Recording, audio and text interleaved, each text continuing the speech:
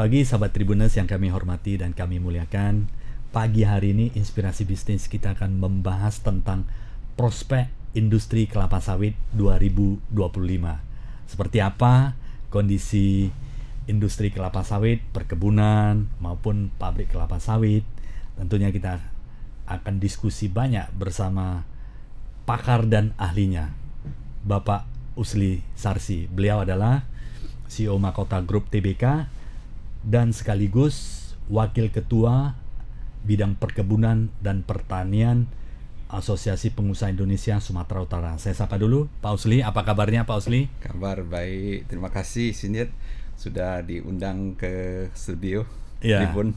terima kasih sudah berkenan dan meluangkan waktunya untuk hadir di studio Tribun Medan. Pak Usli, ini kan cerita kondisi tanah kalau pemupukan dengan intervensi kimia lama-lama akan menjadi sangat keras dan tidak produktif karena oksigen dan struktur tanahnya udah berubah menjadi lebih tidak subur ya.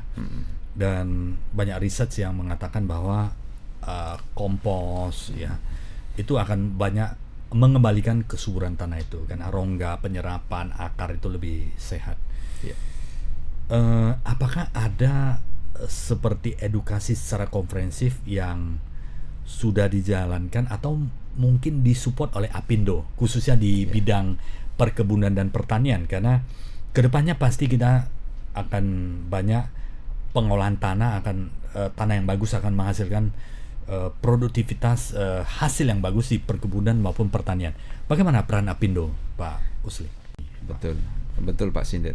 Kita dari Apindo asosiasi kita ini banyak bekerja sama dengan beberapa pihak ya. Seperti kemarin kita di beberapa tempat Santika semua itu kita ada kerjasama dengan beberapa LSM, kerjasama dengan beberapa asosiasi. Kemudian baru-baru ini kita ada juga diundang sebagai narasumber di Universitas Sumatera Utara. Itulah yang kita bagaimana edukasi menggunakan media, menggunakan seperti yang kita lakukan pada siang hari ini. Pak Sindiat sangat memberikan edukasi karena kita melihat ini, bahkan dari pemerintah juga kita terus menyarankan bahwa kalau kita nggak jeli dalam hal ini, tanah-tanah kita yang di seluruh Indonesia ini akan semakin tidak subur karena banyak topsoil kita itu sudah mengeras.